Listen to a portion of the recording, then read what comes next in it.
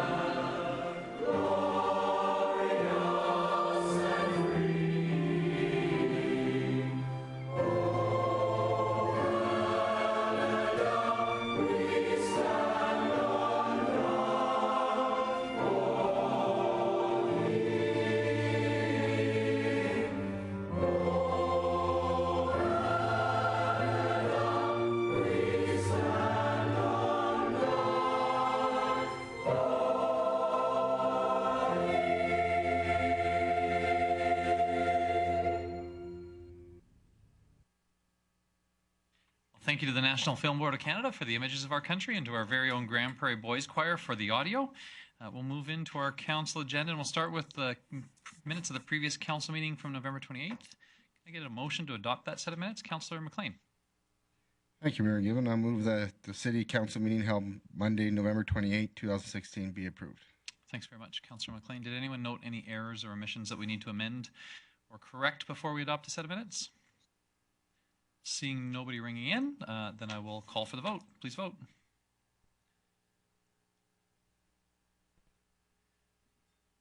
Thank you. That motion carries. That'll move us on to the adoption of the agenda. Councillor Thiessen. Thank you, Mayor Given. I would move that Council adopt the agenda as presented. Thanks very much, Councillor Thiessen. Any discussion or debate on the agenda? Seeing nobody ringing in, then I'll call for the vote. Please vote.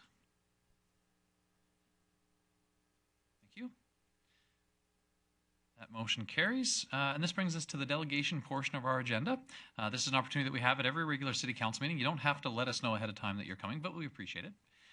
There's at least one organization that let us know that they wish to make a delegation to council, and that's Mr. Lionel Robbins with the 2018 Alberta Summer Games. Lionel, if you'd like to come forward, just take the presenters table there, and if you'll just introduce yourself and your colleague, welcome. Thank you, Mayor Given. Again, I'm Lionel Robbins, the chair for the 2018 Alberta Summer Games. And with me is Jan Nutting. He's our treasurer and director of administration for the games. Hi, guys. So what brings us here today, I believe you've all received the letter of request where we inquired about the possibility of additional funding for the games. As we mentioned, we found ourselves in a bit of a challenging fundraising environment our first few months in. And we've decided to come back to the two host committees or communities, being the city and the county, and see if there's potentially some more civic funds on the table to help us put on the best games we can. Okay, thanks very much. So council will note that 9.3.2 is a recommendation from the Community Living Committee with respect to this issue. My understanding is that administration had already included $200,000 of funds in the city's budget over 2 years, which was previously earmarked for the Alberta 55 Plus games. The motion is to rededicate that $200,000 to the 2018 games. So I don't know if there are any questions for the delegation.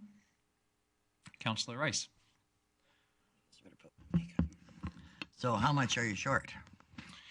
Well, we're not necessarily short at this point. We obviously have a year and a half still of fundraising to do. We looked at the challenges that we've had getting the main corporate sponsors we anticipated, some of the oil companies coming on and sponsoring, for example, the opening ceremonies as a specific item and that. And we're getting a lot of doors in our face, which being in the car business, I'm used to that. So no hard feelings, but I would say at this point in time, to meet our true budget, we were hoping for an extra 100,000 from the county and city on top of the 100,000 each that had been originally discussed. So you're very happy tonight then? What's that? So you're very happy, or you will be when that motion I'm feeling passes. happier, yeah. Thank you. Thanks, Councillor Rice. Councillor Radburn. Given. Evening, Lionel. Have you heard from the other partner, municipal partner, that you've made this ask of? Yes, we have. So officially, as of last week, the county has actually initially declined our request. They did come back to us immediately after the decision and said they would like to explore the possibility of giving us some additional gift in kind to make up the 100,000 that they could work into their existing budgets in terms of some facility enhancements or being able to provide some materials or labor or bodies in kind outside of the typical gift in kind for the facilities. So I'd like to say we're not dead in the water, but the request for the 100,000 cash was officially denied. Just a question, was that request for 2017? The request that you... That's correct. They had originally budgeted the first 100,000 as 50,000 for this fiscal year and then 50,000 for the next. So we believe there's an opportunity to go back and ask them again, but first we want to explore this gift in kind potential. Certainly. Councillor McLean? Thank you, Mayor Given. Just a quick question. I know I don't know if it's out there yet or not. Are you announcing the opening and closing ceremonies where they're going to be held, or is that already known? Or yeah, so we've got the two places selected right now. The opening ceremonies are slated to be with the Dinosaur Museum as a backdrop, and in the county, and the closing ceremonies at Revolution Place. okay. I don't see anybody else in the queue. Council?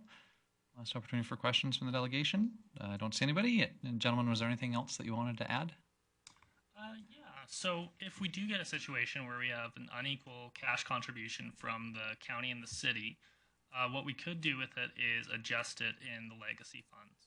So right now there's going to be a legacy fund made up of a $50,000 grant from Alberta Sport Connection plus any surplus we manage to make off the games. The games in 2000 managed to get quite a large surplus, so I believe the Community Foundation is still managing a fund for that legacy fund. And the idea would be that we could make the legacy fund proportional for the contributions, so 2/3 would go to the city and 1/3 would go to the county. Thank you. Councillor McLean?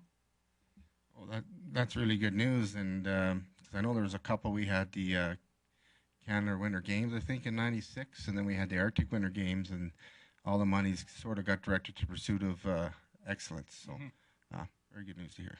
Sure. Yeah, and we are willing to obviously take some input from council and from the city on where they'd like to direct those funds. So if it's a matter of topping up those or creating something different or looking at facility enhancements, we're quite confident and have budgeted to have that legacy fund left over. That's kind of the idea of the games, is to promote afterwards. So.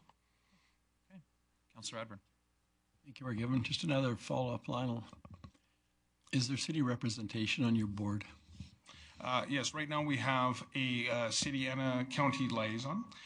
We have requested more. We'd actually have several chair positions available, and we did plan on reaching out to the city and the county and asking if there's an interest in taking on a larger role as chairs. Right now we have Kylie from the city, and we have who's our new one from the county. We just had Christine Rawlings. Christine, right?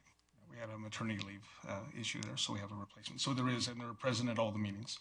I also have mentioned in the past that we'd be more than happy, whatever format you like, to give fairly frequent updates. If you want us to come back to the table every 2 or 3 months, let you know where we're at, how the planning's going, everything, we don't mind involving the whole council as well.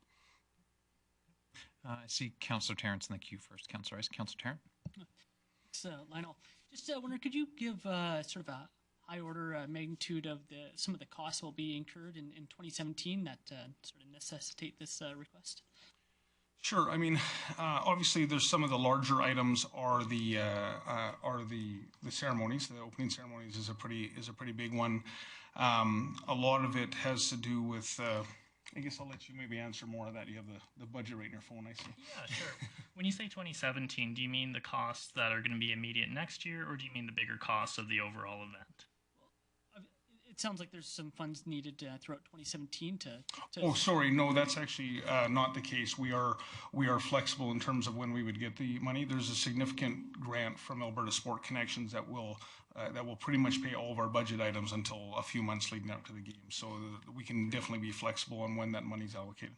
So this request is for the actual. For the games itself, correct? Yeah, we're fine for the leading up to. So timing of payments is completely at the city's direction. Yeah, we've got more than enough money to last until the actual games. Councillor Rice? I didn't hear, so far I haven't heard anything about gift in kind. Yes, so as we mentioned to the county as well, if you guys are interested in looking at some gift in kind options as a portion of those funds, with most of the games that we've seen in the past Grand Prairie, the facilities are considered a gift in kind usage anyways.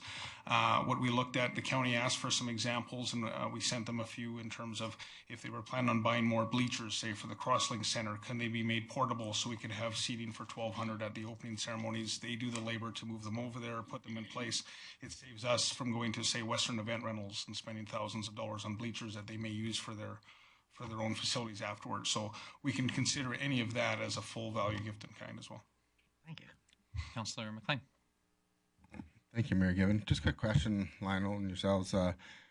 The other summer games that were done, do you have, I don't know if I've ever seen, maybe you came to committee, I didn't see it, where comparables were how much the municipalities put into the event. Do you have a couple of the last ones? Like, Yeah. We have them all, yeah. Yeah. So the most recent one in Leduc came with a $400,000 grant from the city of Leduc, and then I believe about $100,000 on top of that from the county of Leduc, who was kind of a minor host in that one. And then before that, I don't have those numbers with me, but I could always send those over if you'd like to see them. well, I think those numbers are pretty good. Yeah, Leduc was a little bit of an anomaly as well because over and above that, they had a multi-million-dollar rec center planned for a 5-year plan, and they accelerated it into 2 years. Boro did the whole thing and basically made it happen. So on paper, it looked like about a $4 million contribution to the games as they built a 1,000-acre sports facility that hosted 11 of the 14 games all in one area. It was pretty impressive, but it was on the table, so it was good that they had that opportunity, but we didn't consider that gifted kind. Okay, gentlemen, it looks like that was all the questions from council. Thanks very much for being here tonight to support the request that we're going to see a little bit later on in the agenda. Much appreciated. Thanks for having us. So this delegation portion of our agenda, as I said, it's certainly no need for you to let us know ahead of time that you wish to present to council. Anybody is welcome as long as it isn't the subject of a public hearing. And I know we have a couple of public hearings on our agenda. So if you are here and wish to present to council or bring something to council attention, now would be your opportunity to do that unless it's the subject of a public hearing. Is there anybody else that wish to come forward and make a delegation to council? Sure, please come on up. All we ask is that you'll just introduce yourself so council knows who's addressing us, and we'll give you probably about 5 minutes, and then we leave time for questions with council. Welcome. Y'all are a little scary. I know, it seems like that, doesn't it? Don't worry about it. Come on, guys. You could all just sit here and then make me feel much better. Okay. 5 minutes. Okay, I'll try to be quick. I'm here tonight because I have a concern about safety at the swimming pools here in town. And if you'll just start with your name. Just sorry. We know who you are. All of our sure. names are in front of us. We don't have. Yeah, I know. I don't have my name tag. Sorry. My name is Jennifer Buller. I've lived in Grand Prairie all my life. Love it here. I hate the weather in the winter, but I will never leave. There's a lot of people I love here, so it's just the way it is. My concern today is for the safety for kids in the public swimming pools. I've always felt pretty confident about the pools here in Grand Prairie. We got a fancy new Eastlink Center not too long ago. It's great. My kids love it. We have a membership there. It's very awesome to be able to go there on a continual basis. A lot of good times, a lot of good memories. Unfortunately, about a month and a half ago, we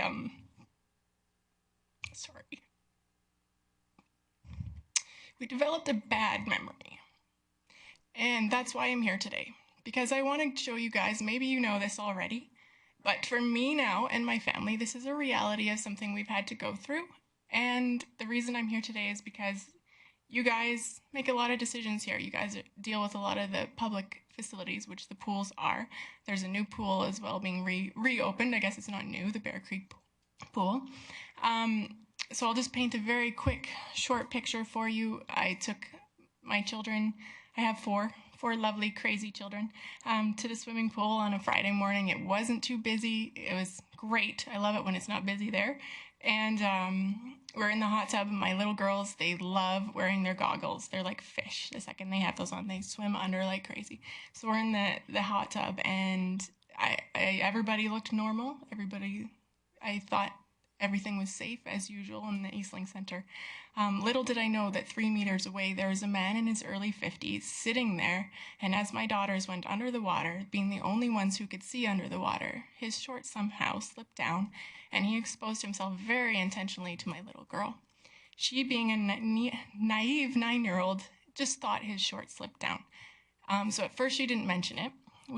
I talked out loud with my children that we were going to the lazy river, to the whirlpool area, and somehow he ended up being there as well, which was strange because you usually don't have single men just standing there. So I was busy with my kids. I didn't have quite enough time to analyze the situation. Again, my girls went under, and again, something happened. The second we left that area, my little girl pulled me over and explained it to me right away, very concerned, very horrified at what she was just exposed to. From the situation, again, I have 5 minutes, so I'll try to be as brief as I possibly can. From the situation, I have learned that the Eastlink Center only has so much protocol to deal with this. You can fill out a form to say what happened, and that's great. Forms are lovely. But there was no security guards on, because they're not on in the morning. That's a budget thing. Because a lot of things do happen in the evenings and afternoons, which makes sense. But there was no security guard. So I found a lifeguard as fast as I could. They did what they could. The lifeguards were great. The managers there have been great. I have no qualms with the staff whatsoever. But there was no procedure in place at all to somehow apprehend people that commit these crimes. And this man looked very normal, like it could have been you. He clean-cut, normal-looking fellow. So there was no way for anyone to know. It's even hard for the lifeguards to spot that sort of thing. But there was no way to actually stop this man from leaving the building and disappearing. I ended up making a complaint to the RCMP as well. They did their best to follow up with it. They had a few issues trying to work with the Eastlink Center. I ended up having to email a manager, and then everything fell magically into place after that. But unfortunately, the security cameras that caught this man on tape, they have it. You can't see much, obviously, because you needed goggles that day. But the security cameras footage that they have is blurry. They can't even make out a face. So security cameras are there to protect us and offer safety, but all they can get is blurry faces. So with that being it, the Eastlink Center couldn't get a picture of him. The RCMP officer, she was great to work with, but that was the end. That's as far as it could go. So I learned that day a sad truth that this happens a lot at swimming pools, and your average man completely gets away with it. Eastlink Center can't do very much. Their protocols and systems don't help catch these people, and the RCMP is very limited. If the Eastlink Center is limited in what they have to offer the RCMP are instantly cut off. Their feet are cut out from underneath them. So as a mother who loves her children and will go to swimming pools, I don't feel confident anymore. I took my son for his birthday a month later to the pool, and I admit it, I was shaken. Because now I look at people and I don't see normal, good people. I see people who could be doing something under the water. And your average person would never know. And I know that if it happened again, and this man, lots of people that do this have done it before. And it will continue to happen at the pools. So I guess my concern today is, one, why do we have security cameras there that can't even give a clear picture of a face? And I would like to see better safety protocols in place to actually have some way to apprehend people, to feel like there is actually a way to stop this, because it doesn't feel like there is. And that's what I learned that day.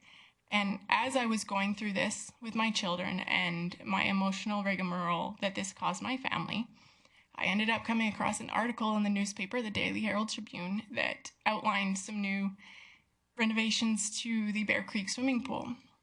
And I read it that day, and to be very honest, after I read the article, it threw me for a loop because I didn't cry that day, like I am trying not to today, but it got me pretty close because I kept seeing the words unisex change rooms and quotes from a meeting saying that anybody can choose any change room.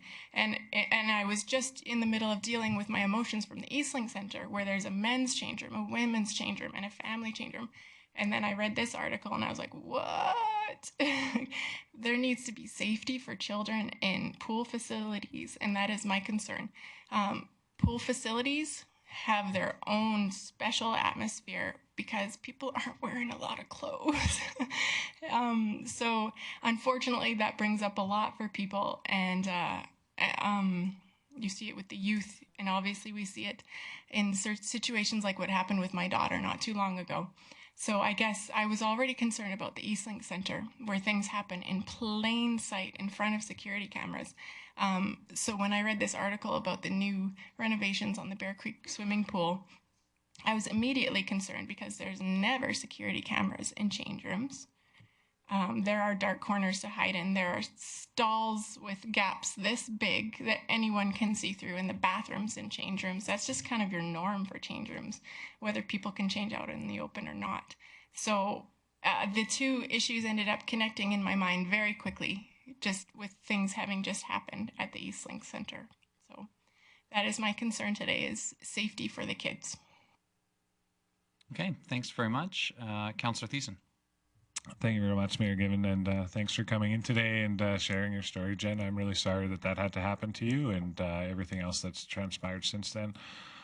I think there's a possibility that the council and our administration can problem solve and find solutions to help keep kids safe and to limit them to this type of exposure. But I did have a question. When you said that you followed up with the RCMP, was that after you left the Eastlink building and when you got home? Yeah, I had a lot of kids with me that day, and I needed time to process what had happened, to think about it. I actually took the weekend and I thought about it, and I went, because it happened on a Friday, and I went back in on Monday, and I talked to an Eastlink manager, and I guess I had assumed that maybe at Eastlink that this is a crime that was committed, I assumed that the Eastlink Center reported crimes, but I found out that they don't. They just get us to fill out a form and make a statement. So it was my job if I wanted to actually report it. So I decided that day that I would. Good for you on doing that. Are you aware that we have a small RCMP detachment located inside the Eastlink Center? Yeah, I learned a little bit about it that day. From what I learned that day, it seemed like it was mostly for office work and paperwork and things like that. Because that was one of my immediate questions too, was, well, isn't there an RCMP officer over there that you guys can just call or something? And they're like, well, no, not really. So I'm like, oh, okay. So yeah. Well, the only reason why I ask you is because I think somewhere in there there's probably a solution, and so we might not have it at hand right now, but it takes people like you to come forward and express your concerns and your experiences that makes things happen in the city. So I hope that never happens to you or anyone else again, and I'm pretty sure this council and this administration will work really hard to ensure it doesn't happen to anyone again. Thank you. Councillor McLean. Thank you, Mayor Given. Thank you, Jennifer, for coming forward. These are things we need to learn from and look to the future. Since I've been in council, two of the things that stick out Eastlink was theft. We had security there. It was huge. Theft was a big problem there. And one was for a child or a young teenager in a wheelchair needed better assistance. So this could be the third point that, we got cameras, but you can't make out the individuals. I'd like to learn more about that, but I think that might be a further discussion on the committee. But I want to thank you for coming forward. Thank you. Thanks, Councillor McLean. I don't see anybody else in the queue. Ms. Buller, for just in terms of process, so typically our public delegation items are handled at the end of our agenda. The most likely outcome of today is that council would ask administration to look into the issue and bring some more detail to us at a future committee meeting. So in terms of actions that you would expect that might be likely coming from today, that would basically be what it would be. We'd ask administration to get us more detail so that council could start to look into the issue. So that's a likely outcome. That's all to say that you don't necessarily need to wait around to the end of the meeting. You're more than welcome to. Yeah, you don't have to stay, but you can watch us online if you want to from at home.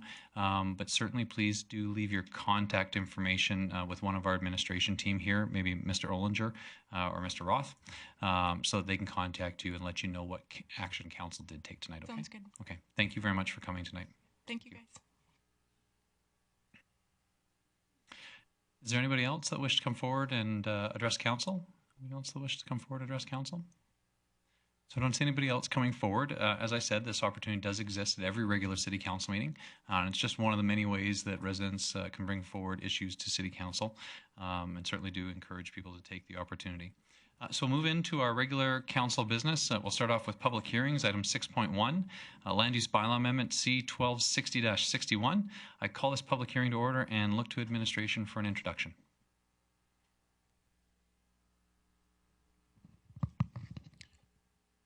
Thank you, Mayor Given. For those of you at home watching on our web channel tonight, Matt Ellison, Development Officer 2 with the city. We're here tonight for housekeeping land use bylaw amendment C-1260-61.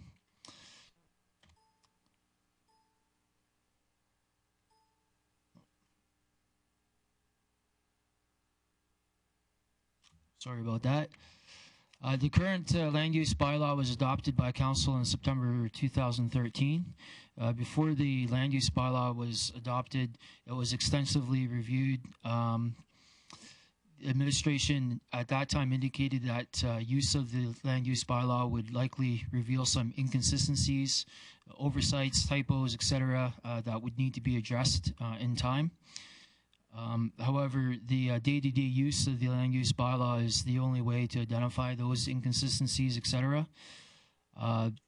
Biannual land use bylaw amendments is a goal of the 2016 Planning and Development Business Plan. The first of the housekeeping amendments for 2016 were adopted by council in September. And that included expanding some definitions, updating the land use bylaw district map, Schedule A regarding the high visibility corridor overlay.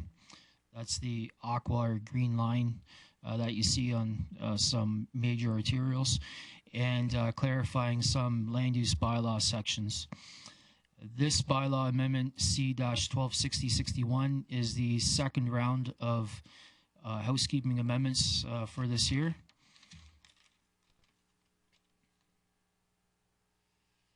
This bylaw amendment, as well as the previous bylaw amendment, provides clarity and improves customer service.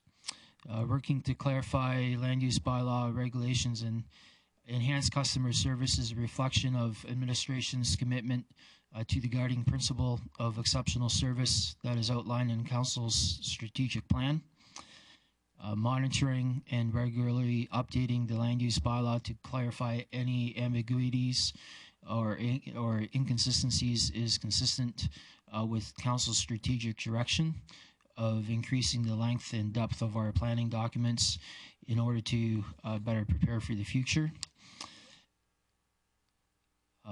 Housekeeping amendments help ensure that the City of Grand Prairie's planning and development standards remain current and useful to all users of the land use bylaw.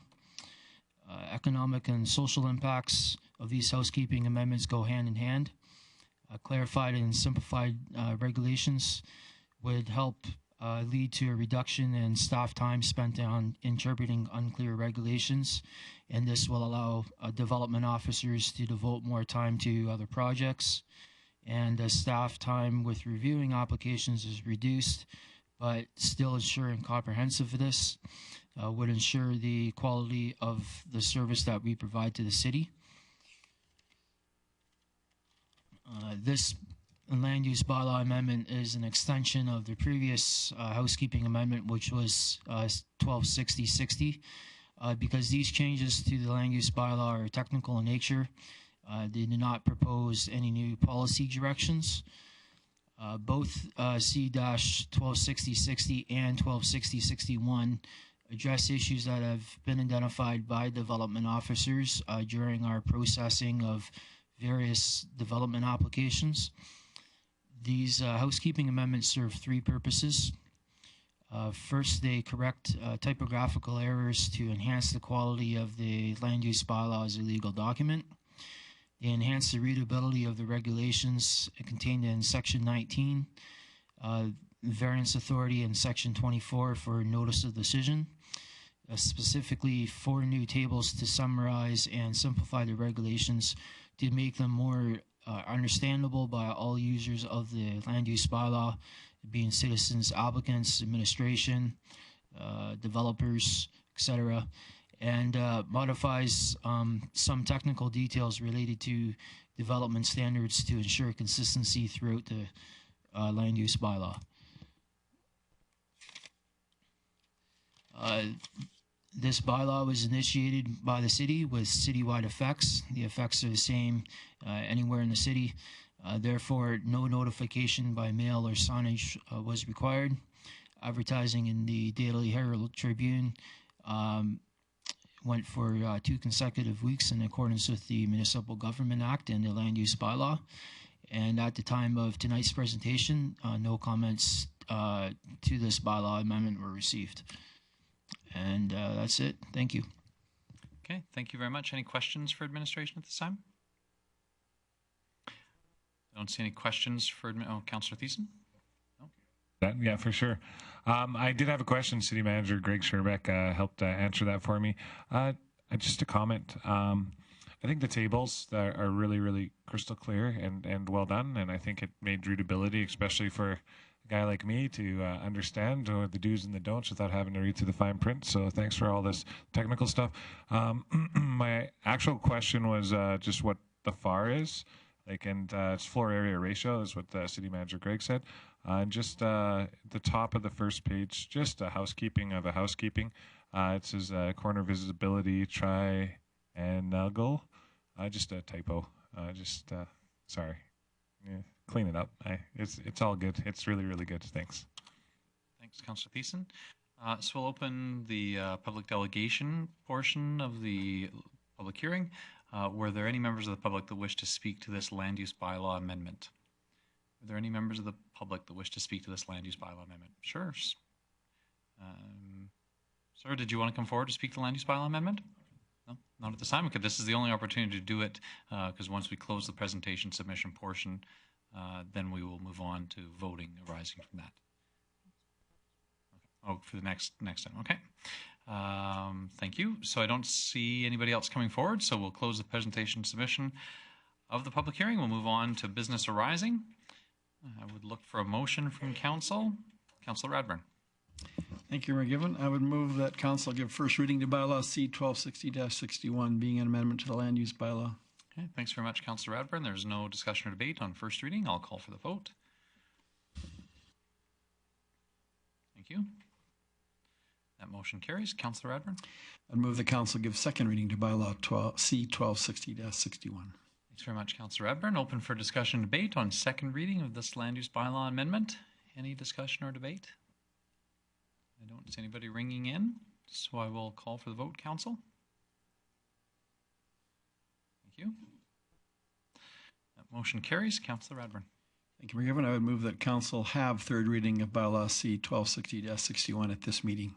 Thanks very much, Councillor Radburn. So to make amendments to the land use bylaw, we need to have 3 readings. And in order to have all 3 readings at the same council meeting on the same night, we need this motion in order to have third reading here tonight. Is there any discussion or debate as to the merits of having third reading tonight?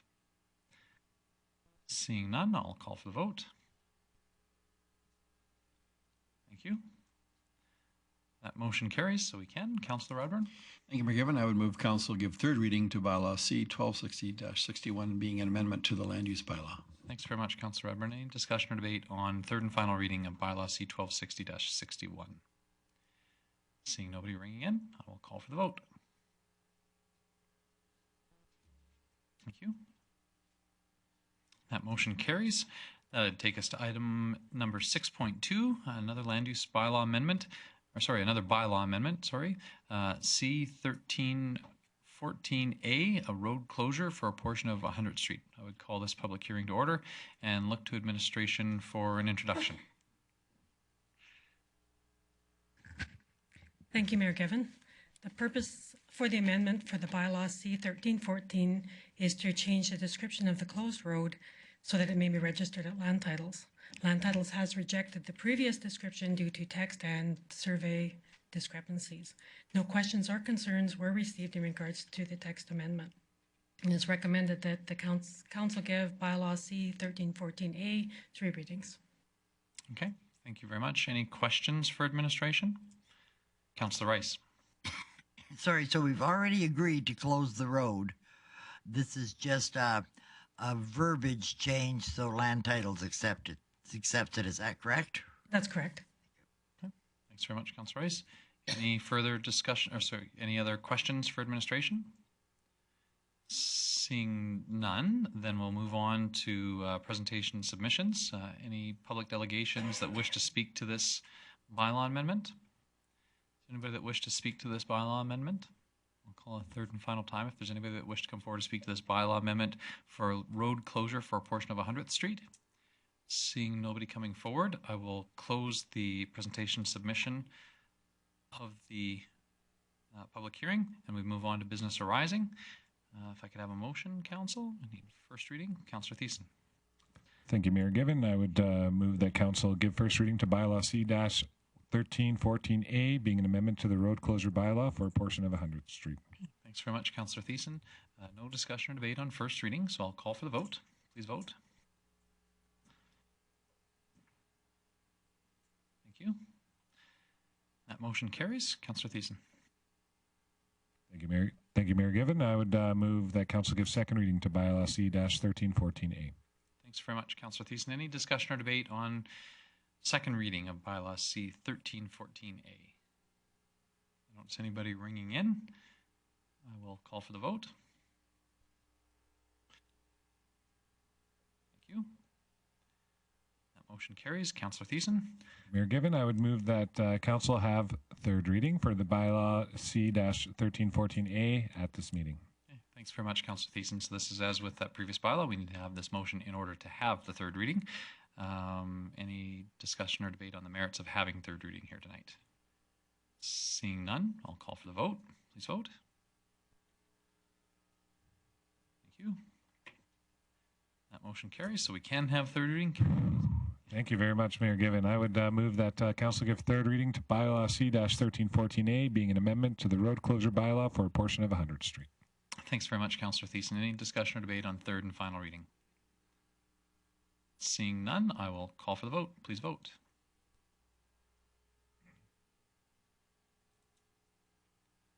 Thank you.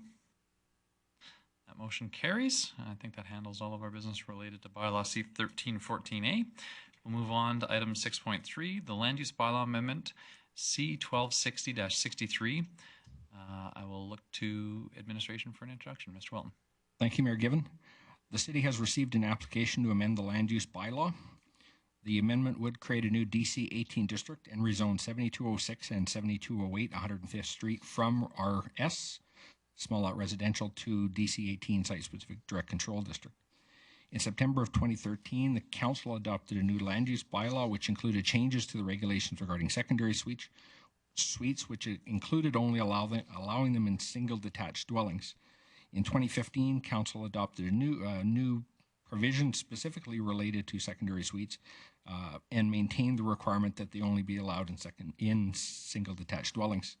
The proposed amendment would apply again to 7206 and 7208 105th Street, which are two adjacent lots in the Mission Heights neighborhood.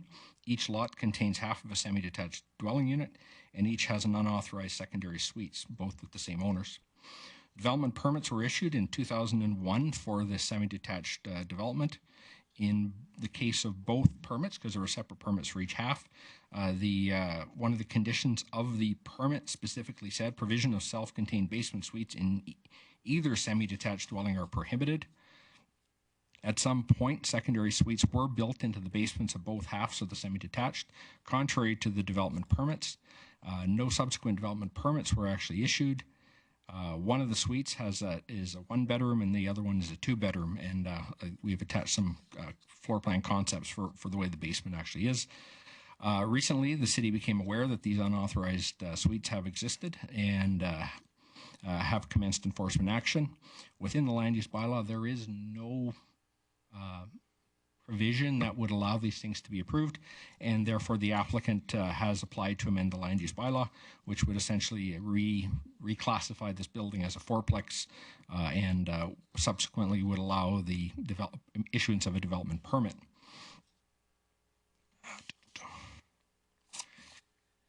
The lots are located on 105th Street, which is a cul-de-sac at the south end of Mission Heights. The cul-de-sac contains only semi-detached dwellings and is mostly surrounded by single detached houses on 106th Street, 72nd Avenue, and Kateri Drive. There are 4 semi-detached developments on each side of 106th Street directly north of 72nd Avenue. And the CKC site is located located to the south. Direct vehicle access between the CKC site does exist only for transit buses and emergency vehicles. These sites are surrounded by low-density residential and have rear lane access for parking. The municipal development plan contains provisions that do allow or do support the idea of residential infill when it is appropriate, as identified in the report. The areas within the Mission Heights area structure plan. The area is designated. The Mission Heights ASP designates the site and the surrounding area for low-density single-family housing. However, policy 439 of that ASP states 2-unit dwellings may be developed in dispersed R2 locations, and R2 was a previous zone that allowed for semi-detached dwellings. The land use bylaw designates the site and the surrounding area RS small lot residential. Both single detached and semi-detached dwellings are permitted in the RS district. However, secondary suites are only permitted in single detached dwellings. The definition of secondary suites, again, kind of makes it clear that secondary suites are only permitted in single detached. Like I said, up until about 2013, we allowed them in semi-detached, but the issue was the 2 units were more than 2 units, given the small lot size that were allowed for semi-detached dwellings, was deemed inappropriate, basically for as insufficient amenity space for residents. The table on page 4 of the report is a comparison between the RT, RC, and RM districts and the subject site. There is no single district in our bylaw that actually accommodates this development, and where the front yard, side yard setbacks, the lot size, lot width all comply, and that's why the direction to go ahead was as a direct control district, because there is no single district in our land use bylaw that would actually accommodate the building that is built on the site. We consider the greatest risk of adopting the amendment is to establish a mechanism whereby any other semi-detached dwelling owner in the city could attempt to bypass the secondary suite regulations that council has adopted, and therefore encourage other owners to also apply to amend the bylaw to get around the provisions for secondary suites that council had adopted. We did send letters to adjacent property owners early on in the process. I think we sent 3 letters to the surrounding property owners. We also advertised, and the applicant was required to place a sign on the site. At the time of writing, the report administration had actually received 3 letters of objection to this, which are attached to your report as attachments 6, 7, and 8. So in conclusion, when 1260 land use bylaw 1260 was adopted in 2013, the regulations for secondary suites were changed so that they could not be approved in semi-detached dwellings. In 2014, 2015, administration undertook a significant review of the secondary suite regulations, and at that time, council affirmed that secondary suites would not be allowed in semi-detached dwellings. In addition, the development is located in a cul-de-sac with generally higher density housing is located on or close to collector roads, which are designed to accommodate higher traffic volumes that higher density housing generates. Although the area has back lanes and rear yard access, on-street parking does persist in this area, which also affects snow clearing, and it does affect garbage collection in this area as well. As you can see from the picture, there is a number of people, like at the far end of the cul-de-sac, who park nose in at the end of the cul-de-sac, obviously, so there's more room. The effect of that is it reduces the radius available for vehicles turning around, and that would include the movement of emergency vehicles if that was necessary. Administration is of the opinion that the proposed amendment or any similar amendment would have the effect of allowing 4 dwelling units to remain on the site, which is a roundabout way of undoing the secondary suite provisions that were adopted by Council in 2013, reaffirmed in 2015 after a significant amount of work and public consultation. Therefore, the Planning and Development Department does not support the proposed amendment. Thank you, Mr. Mayor. Thanks very much, Mr. Walton. Any questions for administration? Councillor Rice. So, Mr. Walton, did you say you distributed 3 letters? Through the mayor, a total of 3 letters were sent out. And you got 3 objections back. Well, we sent out letters to 40 or 50 landowners 3 times. Oh, 3 times. Yes. Okay. And now, if I look at this picture, this is an area with back lanes. Is that correct? Yes, Mr. Mayor. There appears to be in the back a rather significantly large paved area for parking. Am I seeing that correctly? Mr. Mayor, there is a large area. It is gravel, but there's a photo up here now that that's the area directly off the lane behind these dwelling units. And in fact, as I indicated in the report, a 4-plex or multi-attached 4-plex would require 6 parking stalls. Based on the size of the width of these 2 lots, they would be able to accommodate 6 on-site parking stalls. Okay, but if I look at the aerial photo, there's no one parked in the back. They're all parked on the street in front. Mr. Walton? Through the mayor, there are a lot of people parking on street within this cul-de-sac. I don't absolutely know why people are parking in the front instead of the back, but certainly that is one of the, I guess, characteristics of parking in Grand Prairie, is even when parking in the back is available, oftentimes people will park on the street. The other element, obviously, is that given the rate of vehicle ownership and people having company vehicles that they take home in the evening, many households have more vehicles than parking spots available on site, and therefore they park on the road. Thank you, Mr. Mayor. Thank you. So, Taryn? Thank you, Mayor Given. Dan, would you be able to speak to building inspections and whether the development that's there now meets building code?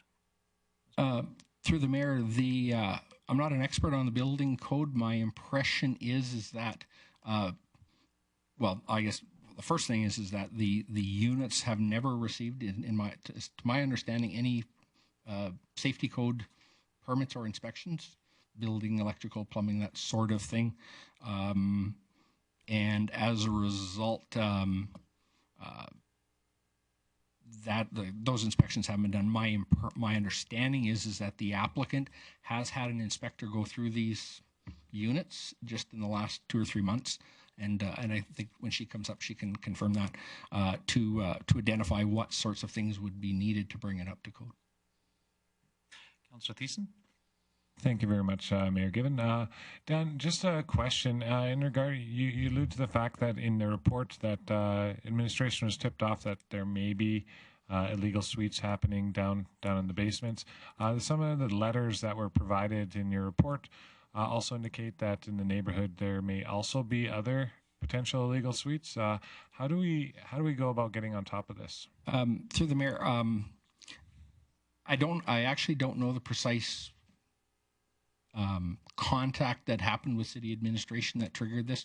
Potentially it's somebody like, an adjacent or surrounding property owner who identifies it to the city, and then the city starts undertaking some investigation. These sorts of things are typically done on a complaint basis, and so unless and until city administration is notified by somebody that something may be happening that's not consistent with the regulations, we don't hear about it. So investigation, enforcement is only after we have been contacted by somebody. Okay, thank you. Councillor Rice. Mr. Wilton, you said, I thought I heard you say one unit had one bedroom and one had two, except when I look at the pictures, they both seem to have two. Through the mayor, on one side, one of the bedrooms is actually for the upstairs unit. Ah, okay, thank you. Okay, thanks, Mr. Walton. Councillor McLean.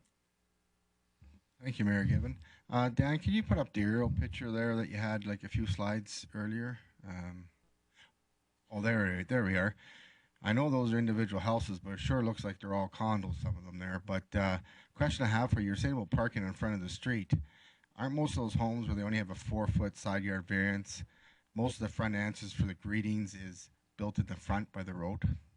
So the front landing is in the front of the home? Mr. Walton? You're wondering about parking. Most of them, are you sure know about that? Through the mayor, in this particular case, my understanding is that the basement units, when the building was built, separate doors on the sides of the building provide access to the basement units. So there's separate doors in the sides of the building. I wasn't asking the question about this particular building. You sent out to 40 or 50 neighborhood houses close by, and there's a problem in front of the street. Mm-hmm. The greeting, the front entrance, the front landing for most of these homes, even though they have parking in the rear lane, are in the front. So your welcoming mat is in your front. Your front landing, your front home for welcoming people is the front yard frontage. Am I correct?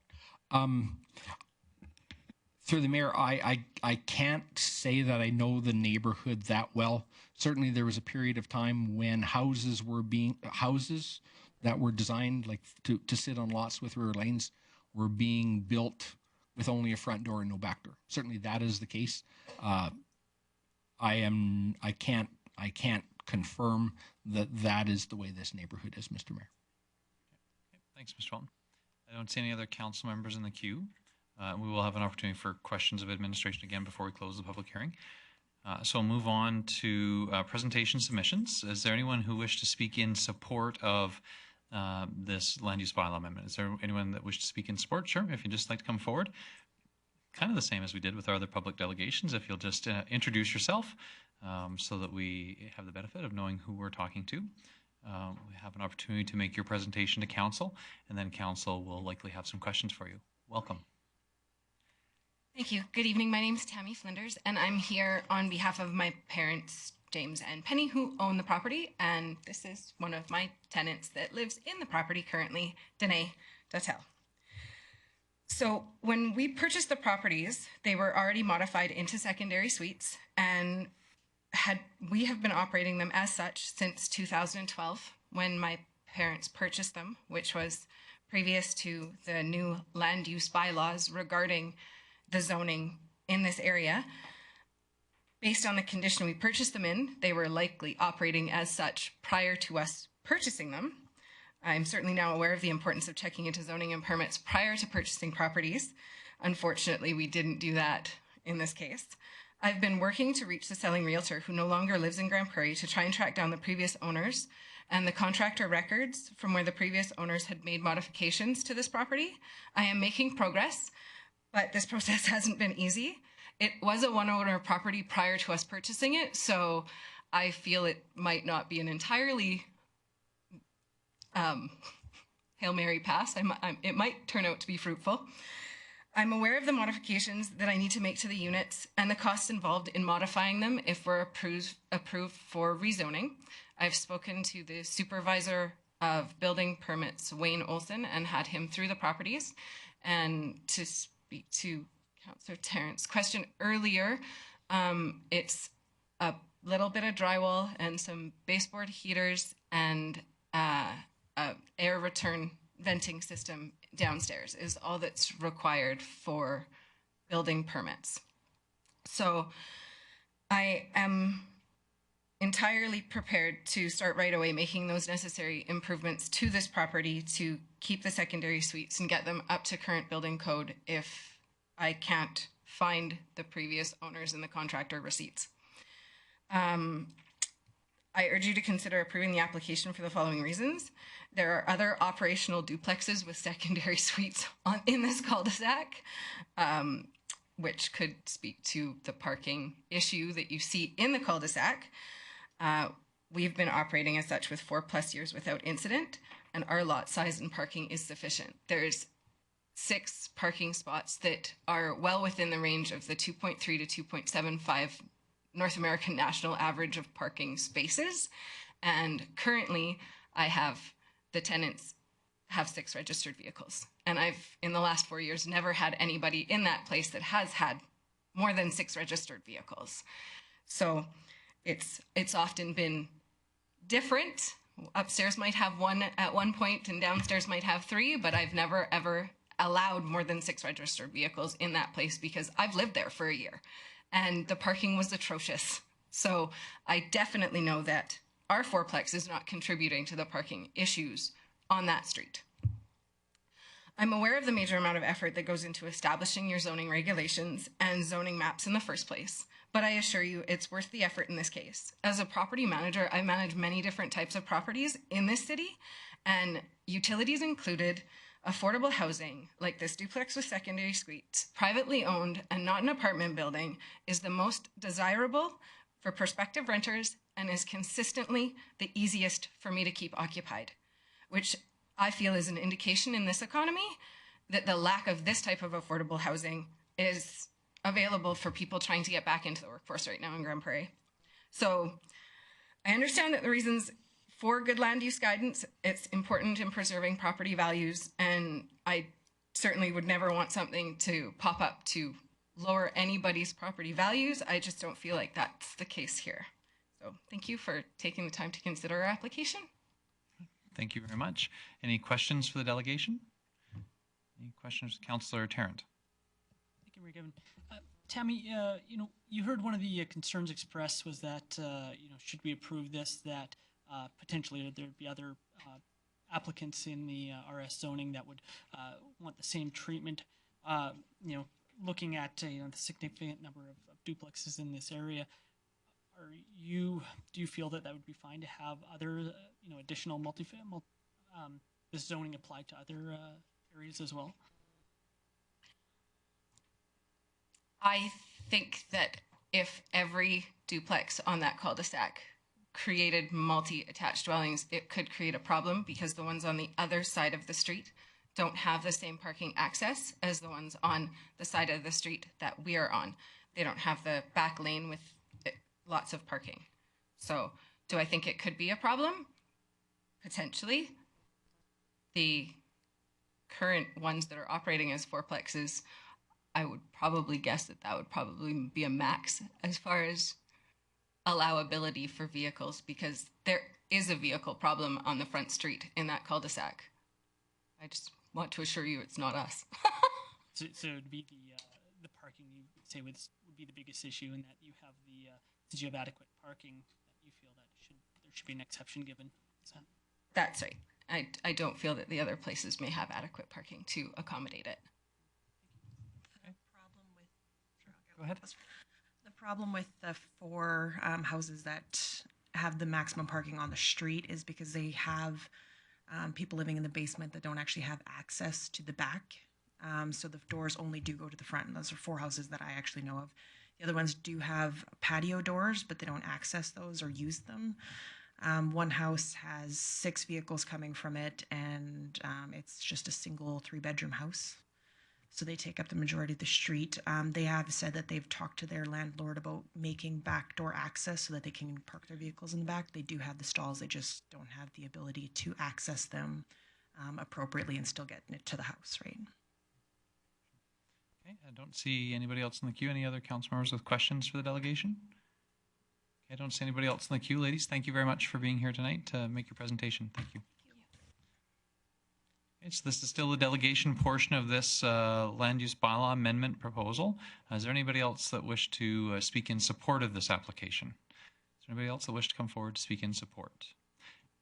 Is there anybody that wished to speak in opposition to this application? Sir? Yep, absolutely. If you'd like to come forward, you've seen the routine a couple of times. You just sort of introduce yourself for council. Probably be pretty short, but welcome. My name is James Reynolds, and I live in that cul-de-sac as well. And the parking is definitely a problem, especially this time of year when people are visiting. The traffic is definitely a problem. Also, to speak on, if everyone were to do that, that would definitely increase the problem of vehicles around.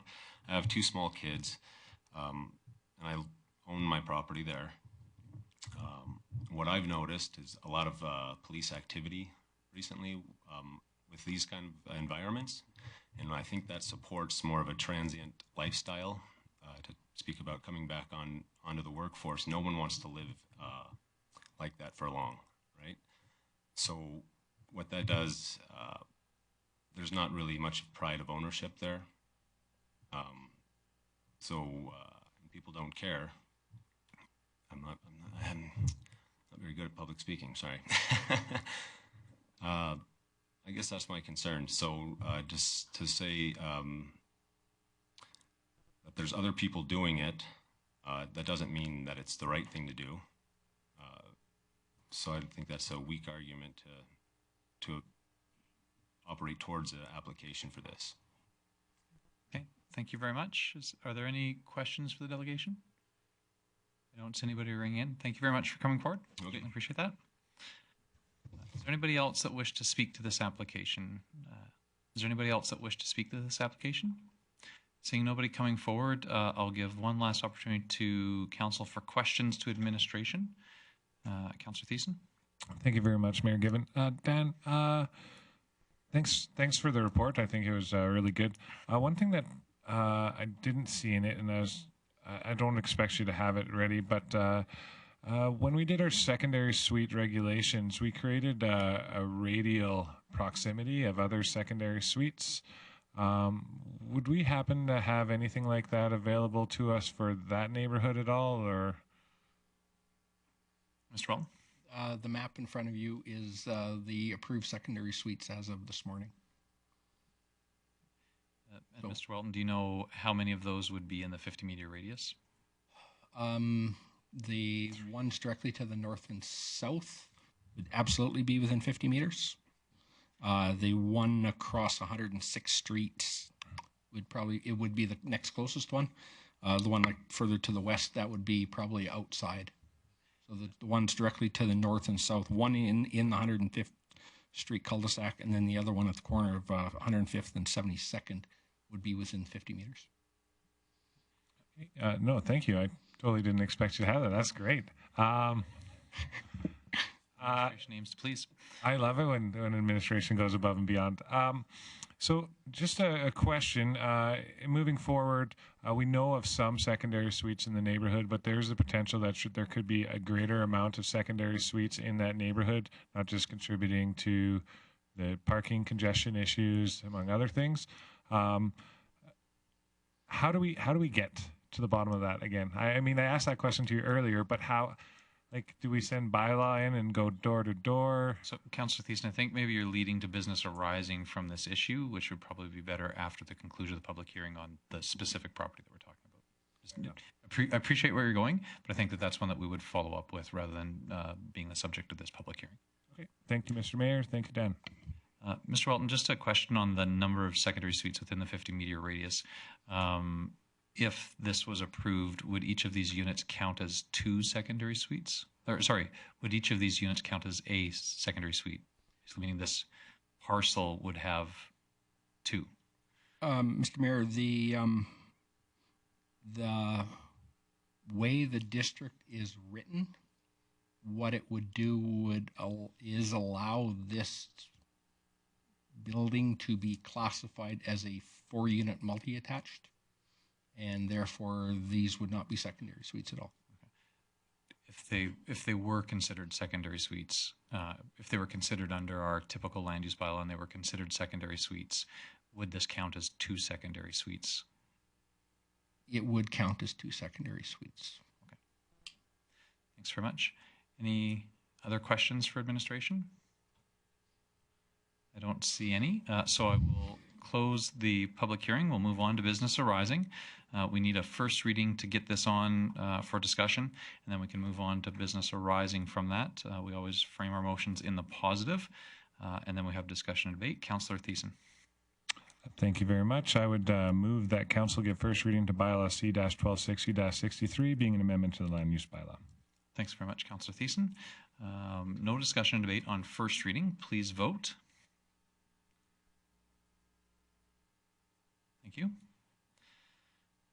That motion carries, and so we'll move on to second reading. Again, we'll frame our motions in the positive, and then we'll have discussion and debate based on that motion that is framed in the positive. Councillor Thiessen? Oh, goodness. So is this the positive of defeating the bylaw? Move to give second reading.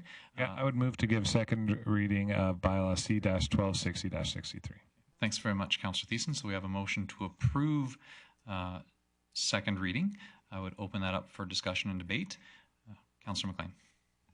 Thank you, Mayor. Again, after hearing everything and knowing the area and small lots, I will be voting no, and hope the rest of council votes no as well. Thanks very much, Councillor Thiessen. Any other discussion or debate? I don't see anybody else in the queue. I will say that I appreciate the applicant coming forward. I also want to acknowledge administration for ensuring that this application got forward to council. We don't always see ones where administration has to give a negative recommendation. I appreciate the fact that that can happen, so applicants have the full ability to get in front of council. Having said that, I won't be able to support the application. It's a very unfortunate situation given the fact that this applicant wasn't bought the property in this condition. And I think the applicant will have to seek other remedies, potentially through the courts or other processes. But certainly for the City of Grande Prairie, this is not something that I can support given the focus that council has had on trying to better regulate secondary suites in the city.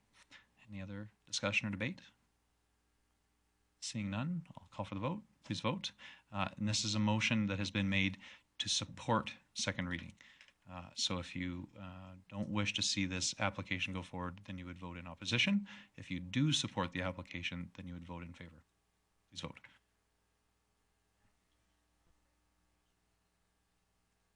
That's correct. Okay, everybody was clear on that? My explanation didn't make it more confusing? No? Okay. Okay. Thank you. That motion does not carry. And that handles all of our business with respect to that land use bylaw amendment application. We'll move on to we have no items of unfinished business. That'll take us to item 8.1, the strategic priorities chart for January to March 2017. Councilor McLean, did you have business arising or? Okay, so we're just going to have administration introduce the strategic priorities chart. And I think we're going to look to Mr. Ollinger. Mr. Ollinger? Yes, Mr. Mayor.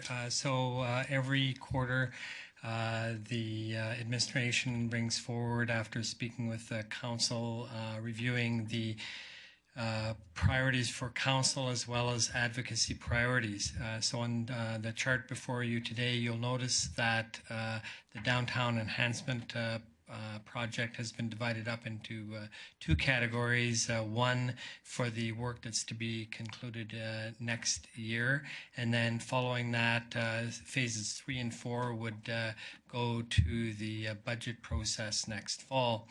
As well, you will see the tax competitiveness item moved from the advocacy priorities up to council priorities, and that item will go to council's retreat.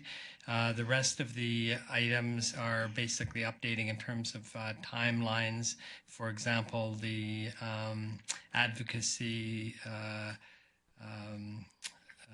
report will be done for March. So ostensibly, that's the changes that have been made for the chart for this month. Thanks very much, Mr. Ollinger. Look for motions arising. Councillor McLean. Thank you, Mayor Given. I jumped the gun there.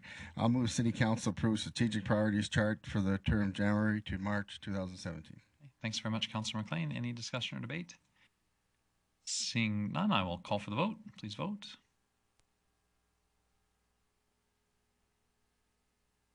That motion carries. We'll move on to committee business, and we'll start with item 9.1, the Council Committee of the Whole meeting from November 24th. Councillor Radburn. Thank you, Mayor Given. I would move council receive the minutes of the Council Committee of the Whole meeting held Thursday, November 24th, 2016 as presented. For those watching, we dealt with the Bear Creek Outdoor Pool 50% drawings, and we were given an overview of the Grand Prairie Regional Performing Arts and Media Center feasibility study. Okay. Thanks very much, Councillor Radburn. Any discussion or debate on that motion? Any errors or omissions we need to correct? Seeing nobody ringing in, I will call for the vote. Please vote. Thank you. That motion carries. We'll move on to 9.2, the Community Growth Committee meeting from November 29th. Councillor Clayton. Thank you, Mayor Given. I would move that the minutes from the Community Growth meeting held November 29th, 2016 be approved as presented. Thanks very much, Councillor Clayton. Any errors or omissions? Anything we need to amend? Seeing nothing, I'll call for the vote. Please vote. Thank you. That motion carries. Councillor Clayton, any highlights you want to share for us? It was a fairly long meeting with some great discussion. There's nothing really in particular that I wanted to highlight. Thanks. Thanks, Councillor Clayton. We'll move on to 9.3, the Community Living Committee from November 29th. Councillor Tarrant. Thank you, Mayor Given. I will move the November 29th Community Living Committee minutes. Thanks very much, Councillor Tarrant. Any discussion or debate on that set of minutes? Seeing none, I'll call for the vote. Please vote. Thank you. That motion carries. Councillor Tarrant. Thank you, Mayor Given. A couple motions arising out of the committee. First, I would move that Council give first reading to Bylaw C 1173E, being amendment to the Combative Sports Commission bylaw. Okay, thanks very much, Councillor Tarrant. We'll have no discussion or debate on first reading. I'll call for the vote. Thank you. That motion carries. Councillor Tarrant. Thank you, Mayor Given. I'll just speak to this bylaw and the, I guess the essence of it is that it will allow amateur-only events to happen in the city right now under the Combative Sports bylaw. Under the existing, or under the previous bylaw, it had, you were allowed to have pro-am fights where there's professional and amateur, but no, not purely amateur, with some clarification given by the province in regards to the city's role in approving these events. Administration and the committee felt comfortable in drafting up these bylaw amendments to allow amateur-only events to occur in the city and region. Okay. Thanks, Councillor Tarrant. If you'll make a motion for second reading. And I will move that second reading be given to Bylaw C 1173E. Thanks very much, Councillor Tarrant. Any discussion or debate on second reading? Seeing nobody in the queue, Councillor Rice. Okay, so does this give us more authority or less? I got kind of confused on that. Councillor Tarrant. My apologies. So this, all it changes is that we are now, council would be giving the Combative Sports Commission the ability to host amateur-only events. And so that previously the bylaw did not allow for amateur-only events. So if you wanted to have a certain MMA tournament with just amateurs or some sort of spectacle event or whatnot, that wasn't allowed to happen. Now this does, and because there was some ambiguity in terms of whether we were allowed to sanction amateur-only events, we got confirmation from the Minister of Municipal Affairs that the city has the authority to allow amateur-only events, and so that's what we're amending the bylaw for. It's a good thing, huh? So previously, it was unclear whether the commission had the authority to regulate amateur-only events. It was clear under provincial legislation that the commission had authority to regulate professional events and mixed events, but it was unclear whether the commission could regulate amateur-only events. We've received that clarification, and so this bylaw amendment would clarify that in the bylaw establishing the Combative Sports Commission. Councillor O'Toole? I'd just like to speak on this as well. Thank you very much, Mayor Given. Over the last few years, we've lost a lot of amateur opportunities because the events had to be, or the fighters, competitors had to travel outside of this region to compete, which left them on the highway quite a bit, and travel and expensive. With this new process that we are looking for tonight, which I'm urging my council members to vote in favor of, we'll be able to have events where we can bring in, we won't, but the promoters could bring in amateur athletes from all over the province or all over Western Canada for that matter, and be an economic spin-off.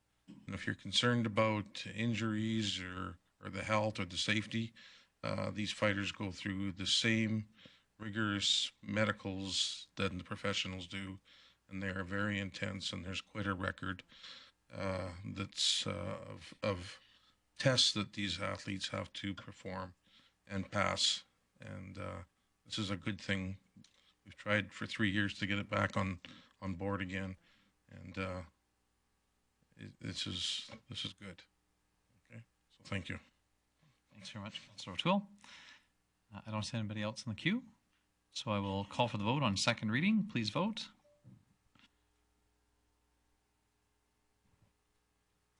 Thank you. Thank you. That motion carries. Councillor Tarrant. I'll move that third reading of bylaw, that council have third reading of bylaw C1173E. Okay. So again, this is a motion to have third and final reading here tonight. We have to make this motion and pass it unanimously in order to have third and final reading. Any discussion or debate as to the merits of having third and final reading here tonight? Seeing none, I'll call for the vote. Please vote. Thank you. That motion carries unanimously. Councillor Tarrant. Thank you, Mayor Given. I'll move that council give third reading to bylaw C1173E. Great. Thanks very much, Councillor Tarrant. Any discussion or debate on third and final reading? Seeing none, I'll call for the vote. Please vote.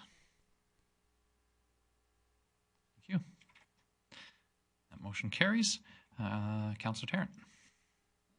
I will move on to item 9.3.2, the Alberta Summer Games. And I will move that council approve the reallocation of funds previously dedicated to the Alberta 55-plus games toward the 2018 Alberta Summer Games. Speaking to this, the amount is $100,000. That was, as said in the motion, was previously allocated to the 55-plus games, and with the request for the additional $100,000. Administration and the recommendation from committee was that council approve that allocation of funds to the summer games. Okay. Thanks very much, Councillor Tarrant. Councillor Rice. So does this mean we're not supporting the other games, or we didn't get them, or like? Yes, we were unsuccessful in getting the. Okay, so that it's not taking from one pocket to the other, it's reallocating, much like we did with the 150th anniversary. Thank you. Councillor McLean. Thank you, Mayor Given. I look forward to voting on this one. I believe they asking a question about the city of Leduc and Leduc County and how much money was put into the last games. The committee's question for more funding is very reasonable and fair. It may even be a little less than some other ones that were done. Thanks, Councillor McLean. Councillor Radburn. Thank you, Mayor Given. Just to respond to Councillor Rice's, we actually chose to, we didn't actually end up applying for the 55-plus games. Upon the recommendation of Sports Council and their committee, they recommended that we would get greater sports tourism impact from applying for these summer games. And as I understand it, we did have 1,000 and 1 year and 1,000 the next year set aside for those games that we didn't bid for. So this will not have any impact on our budget. The other thing I want to say, I thought about this, and there's always other good uses for monies, but I really appreciated the comment about the legacy, and that if there is a legacy, and we hope there is, then the city, whether it be Pursuit of Excellence or a new fund through the foundation or not, will receive a greater benefit because of this investment in the game. So for that reason, so those reasons, I will be supporting the motion. Thanks very much, Councillor Tarrant, or Radburn. Any further discussion or debate? Councillor Tarrant, thanks. Thank you, Mayor Given. Although I did make the motion, and I will be voting in favor of it. If the motion does not pass, a potential other use for that $100,000 would be we have a large-scale tourism events policy coming forward, and it could be possible, given the if this money were allocated to that, potentially you could have events like this apply to that for money. As to my question to the organization regarding timing, it sounds like they don't need that additional money in 2017. They don't need it till 2018. So that may be a potential if that does not go forward. Okay. Thanks, Councillor Tarrant. Any other discussion or debate? Councillor Clayton. Thank you, Mayor Given. I would speak in favor of the motion, although I can understand Councillor Tarrant's comments and appreciate the value going forward of what's going to come from the tourism initiative. I think that it's in order to sort of tie a bow on this for the next council and for this event to know it's comfortable in its future. It would be important for this money to be secured, so I encourage council to vote in favor of it. Okay, thanks very much, Councillor Clayton. And just as clarity, it was mentioned by Councillor Radburn, this is money that exists already in our budget, had been previously included, and so won't have a won't have an impact on any potential property tax increases. Was already there, but just previously allocated to a different event. And so the motion is simply changing, I guess, the description on that event in the budget. Councillor Rice. I'll be supporting the motion, and I am in large part due to how pleased I am to see the foresight. It's very nice to have a group looking ahead and saying, we're on top of the finances, and we can already see, even if we've cut every corner we can, that we're going to run out of money. So to see them take that kind of responsibility in advance is very impressive. Thanks very much, Councillor Rice. I don't see anybody else in the queue. Any further discussion or debate? Seeing none, then I will call for the vote. Please vote. Thank you. That motion carries. And so we'll move on to item 9.4, the Community Safety Committee meeting from December 6th. Councillor Thiessen. Thank you very much, Mayor Given. I would move that Council approve the minutes for the Community Safety Committee meeting held December 6th. Thanks very much, Councillor Thiessen. Any discussion or debate on that set of minutes? Any errors or omissions we need to correct? Seeing none, I'll call for the vote. Please vote. Thank you. Motion carries. Councillor Thiessen. I got a couple motions here. I'm going to look to you, Mayor Given. Do you figure this next motion can be dealt with in one motion or two motions, since we're dealing with two separate policies? I think there are two policies that go together, hand in hand, and so I think one motion could handle it. Very good. All right, then I would move that Council approve Policy 618, assigning an address, and Policy 619, roadway naming and numbering. Just to speak to this, administration identified, I think through experience and through consultation with industry on how we name streets, and that we need better clarity on the numbering systems and all that. Plus, to keep in mind as well that we do have lots of streetways and roadways that are named because they are odd-shaped roads. They bend and curve in and around other streets and avenues and change. So I guess if you read the policy, it actually is moving us away from development such as Pinnacle, where we have Pinnacle Way, Pinnacle Road, Pinnacle Boulevard, which can be quite confusing for the Postal Service and people trying to find a house, trying to add that clarity to ensure that when we do have a named road, that there won't be any other similar named roads in that area as well. So there are some cool things in there, even though it sounds pretty blasé, but I would recommend that Council support it. Thanks very much, Councillor Thiessen. Any discussion or debate? Councillor Rice. it may sound blasé to some, but I want you to know it makes me very happy. I would obviously like a policy that said you can't name roads. Numbers are so much better, and then you don't end up with neighborhoods that are a nightmare. But this is a huge step in the right direction, so thank you. Thanks, Councillor Rice. Any other discussion or debate? Seeing none, then I'll call for the vote. Please vote. Thank you. That motion carries. Councillor Thiessen, I think you had another piece of business. Yeah, it's a fun piece of business, actually. We received a letter of correspondence from the town of Wembley in regards to us supporting their bike safety program and donating some of our bikes that are left over. So with that, I'll make this motion is I would move that council approve administration supporting a request from the town of Wembley for bicycles for their bike safety program. Thanks very much, Councillor Thiessen. Open for discussion and debate. Councillor Tarrant. Just a question. You said bikes that are left over? Sure. From what? Leftover from thefts, stuff like that, that are left over in our warehouse that haven't been claimed or picked up or anything like that. So they're just extra bikes that we're holding in stores that otherwise we would auction, and we had a request to just donate some of them to Wembley. Councillor Rice. Question, so we usually auction them, so we're donating them instead. So okay, so we're not experiencing that revenue. No. Well, and I think the request was for, I think, only 6 bikes. Okay. So it's not a big one. We have way more than just 6 bikes currently. Okay.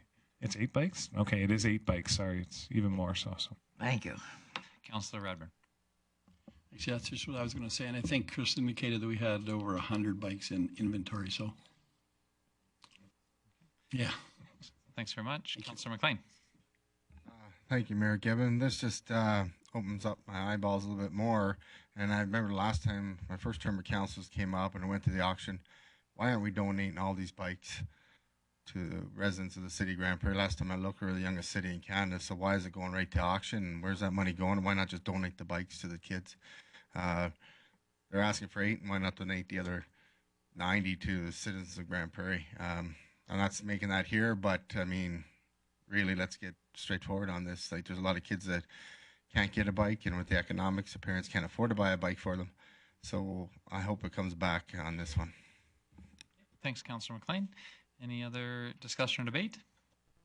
Seeing none, then I'll call for the vote. Please vote. Thank you.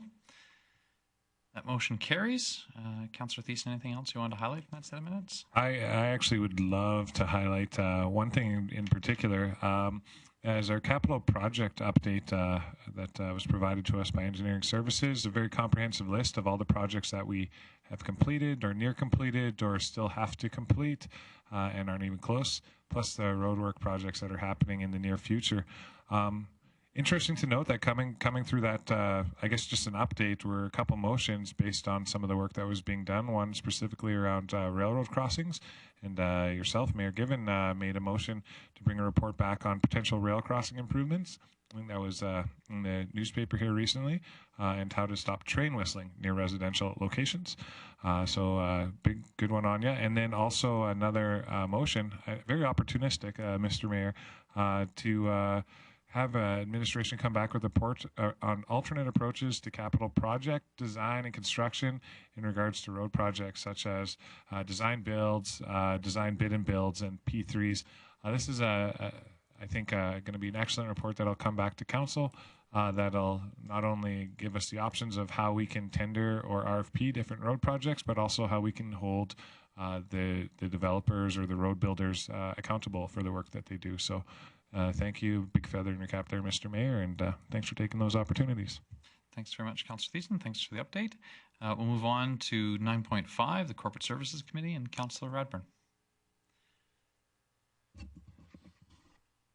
Thank you, Mayor Given.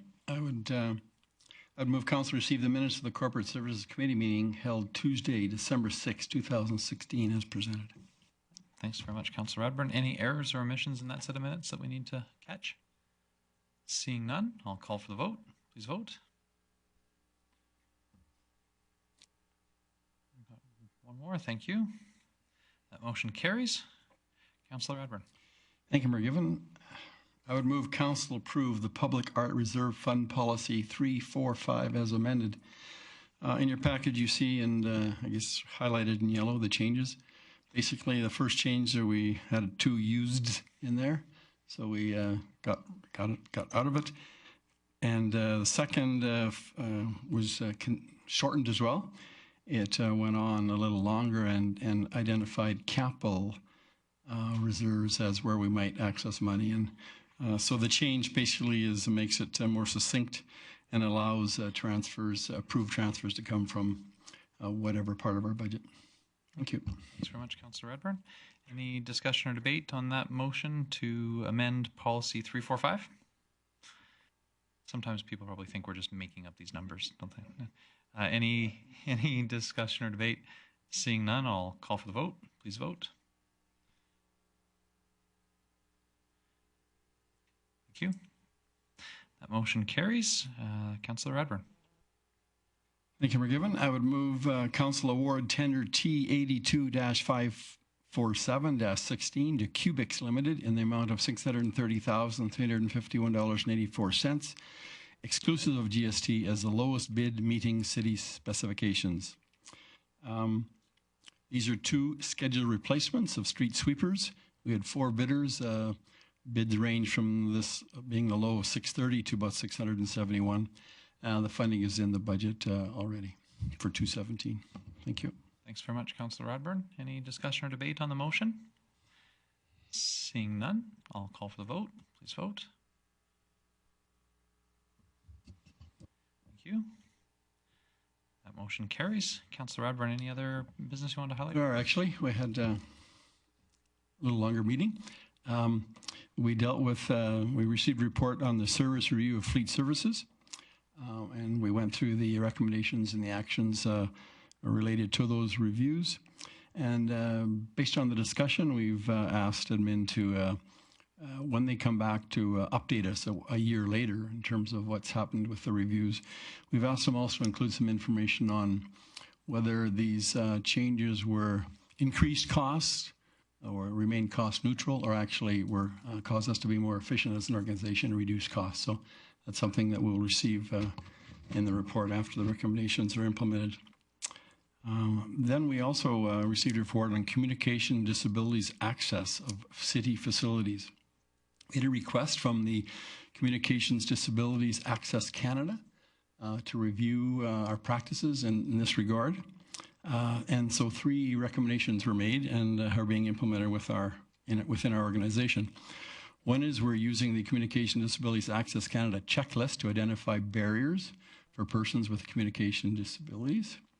Second one would be staff interacting with the public are completing some e-learning modules so that frontline staff are more knowledgeable in this area.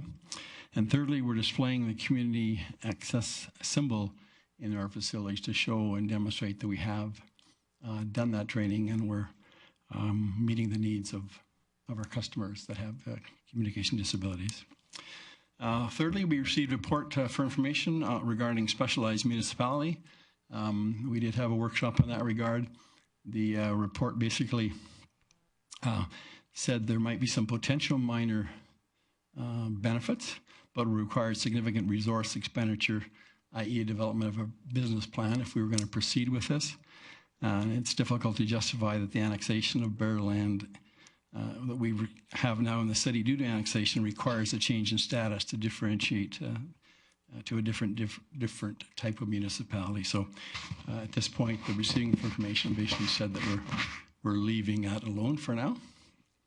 And finally, we had a motion that was asking admin to do some work about to look at media parking and accessing all city facilities, and that was defeated on a tie vote. Thank you. Thanks very much, Councillor Radburn. I think that handles all of our committee business. And so we had one item of correspondence this evening. It's a letter from the town of Wembley requesting the city of Grand Prairie consider supporting their application under the Alberta Community Partnership Grant Program from Municipal Affairs. The town of Wembley is proposing to initiate a study on the feasibility of a regional handy bus service. This rises from our discussion with our intermunicipal partners, identifying that the City of Grand Prairie would wish to participate in any regional grant applications. My recommendation to Council would be that we do support the application, certainly on the basis of the fact that the City of Grand Prairie is already a major funder, the largest funder of the Disabled Transportation Society. We also have a bus in partnership with Grand Spirit, and so certainly we may have some expertise to lend to this regional initiative around transit. Councillor Rice.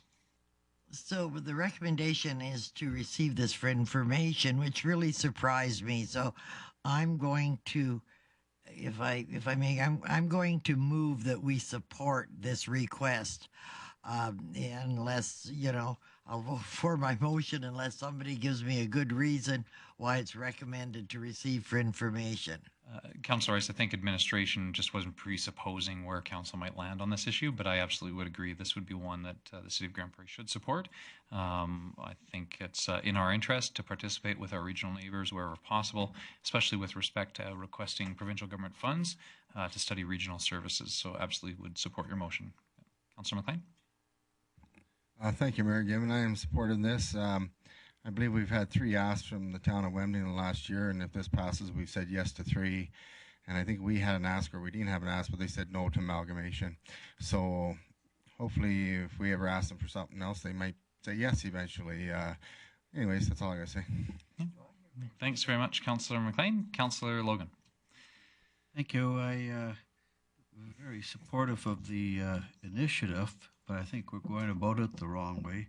It seems to me that something that has some fairly reasonable implications should come through the normal committee and then council system and be done that way. I don't like us suddenly pulling something and saying at the middle of a council that, yeah, we're going to go and fund that. So I will not vote for this.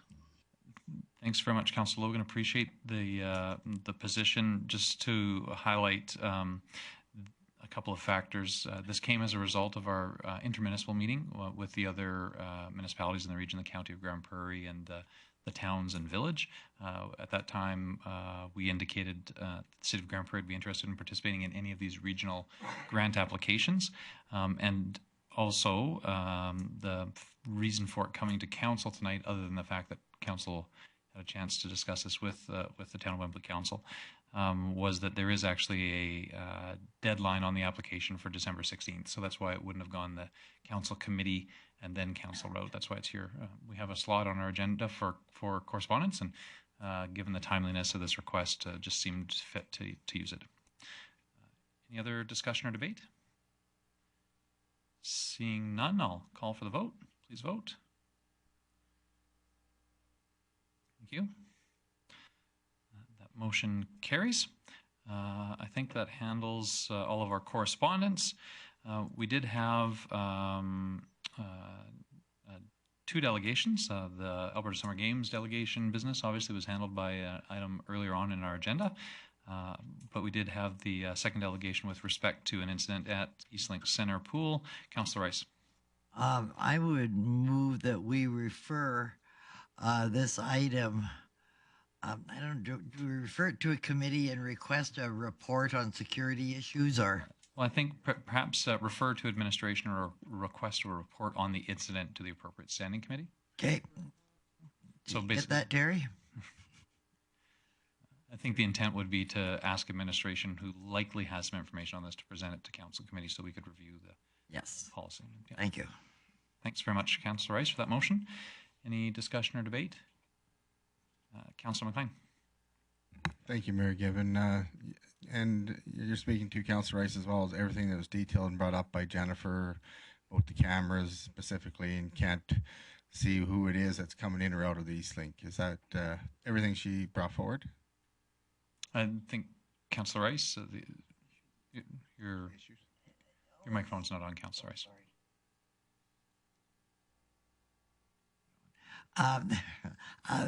Yeah, and I think total security issues, and I'm not sure if the issues of the outdoor pool with the family dressing room or whatever would be part of this report or the subject of another report. you know, if we're talking all over swimming pool security issues, or are we talking security issues at the East Lake pool and then security issues at the outdoor pool? I don't know. Councillor Rice, I guess certainly I appreciate that you let me help frame your motion, but in the end, it's up to what intent you as the mover would like to have. Do you wish to explore the incident that was raised so that council can have a better understanding and some information from administration? Stick with that incident. And okay, and there may be other issues that arise from exploration of that. But, okay. So this motion is specific to the incident that was raised by the public delegation by Jennifer this evening. Council would receive a report from administration outlining the details of that incident as administration understands them. And at that time, when council received that, there would be an opportunity for council to explore any other issues that might arise. Thank you. I don't see anybody else in the queue. Anybody else for discussion and debate on this motion? Seeing none, I'll call for the vote. Please vote. Thank you. That motion carries. I think that handled all of our delegation business. And so we will move to external reports. I know that we had a report from Community Futures of Grand Prairie and Region. Councillor O'Toole. Yes, thank you very much, Mayor Given. So for the last year or so, I've been on Community Futures, and I haven't necessarily been able to give too much information because it's all confidential.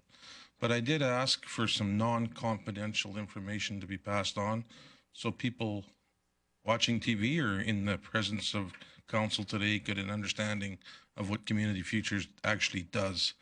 So between April 1st and December 12th, 2016, we had a total of 24 loans that we were able to make successful. A typical Community Futures would do 12 loans. So we're talking anything in Alberta, the average Community Futures center would be about 12 loans. We've done 24. No, we're just a very busy community up here in region. The total amount of loans to date was $1,967,056. A typical Community Futures would do somewhere between $800,000 and $1 million. So we've just about doubled that amount, actually doubled it. The average loan amount is $81,960. A typical Community Futures is about $32,000. Total loans receivable to date is $9,812,953. A typical Community Futures has about a $2 million to $5 million in portfolios. Community projects, there's a number of them that we do. We have 27, and the total advisory services, which are clients that come in for business advice, we have 328 clients. And the total community strategic plans facilitated was 4. So just a little bit of update on what the Community Futures does for this community and the region. Thank you for the report. Thanks very much, Councillor O'Toole. Councillor Logan. Thank you very much. If I could ask Councillor O'Toole, do we have any breakdown of where the various projects fundings happen within Grand Prairie, outside of Grand Prairie? Your colleague's putting you on the spot? Yeah, you're putting me on the spot here. I know I've been involved in most of those loans, and there are some that are outside of Grand Prairie as far as Fairview and Spirit River, Manning. I know we do partnerships with, we work together with other Community Futures, such as Peace River and other communities in the area. We actually have a project right now that we're considering where the company is from Grand Prairie, but they're doing work in another province. In order to get that work, they needed a little bit more top-up funding, and they are a local company, but with the kind of work that they're doing, there's no work in this area right now. So, thank you. Thanks very much, Councillor O'Toole. Councillor Thiessen, I believe you have Mighty Peace Watershed. Yes, I do. Thank you very much, Mayor Given. The Mighty Peace Watershed Alliance Board met on December 1st 2016 at the Pomeroy Hotel locally here in Grand Prairie. Some of the things that we discussed around the table was finishing off our integrated watershed management plan and going over the proposals that were sent to us from different consultants in the environmental fields as to take the information, the data that we collected from those working groups, and then work them into a workable plan which should later be evaluated by the board. We also received a presentation from the Canadian Society of Unconventional Resources, which was multiple presentations from several oil companies. We had Shell, Encana, and Seven Generations in the house, describing hydraulic fracturing and the processes and the safety precautions that they undertake to try to ensure that there's no contamination of what they do into the water supply. So there was a good discussion there. It was robust, and I think everyone walked away a little more educated about what the hydraulic fracturing processes are. We also received a presentation from the UNESCO bid from Fort McMurray as to protect the Wood Buffalo National Park area as being an indicator for the health of the entire Peace Region area and the Peace Athabasca Delta. So if that shelf goes in our waterlands, then the rest could go. So they are still moving forward with making that a World Heritage Site and protecting its lands there from any further development. And finally, following the meeting, we had a source water protection forum where amongst the people who were there is Alberta Health Services and the Government of Alberta. Deborah Mooney, who I'd seen give a presentation at Water North Coalition, gave us pretty much the same presentation on the Environmental Public Health Advisory and what the Government of Alberta does to ensure clean water. And the other initiatives that they are undertaking. And then finally, we received a presentation from several councillors from the town of Grande Cache on what they've done for their source water protection plan in regards to ensuring that recreational boats and vehicles and campers and dumpers and pretty much waste users aren't polluting their main water supply, which is quite an interesting story on how they got there. And you know, they say Grande Cache is poor, but they're investing their money wisely in ensuring that all the residents who are living there have access to that clean water and that can stay that way for generations to come. So, thank you. Thanks very much, Councillor Thiessen. I don't believe there were any other external reports from our agencies, boards, or commissions.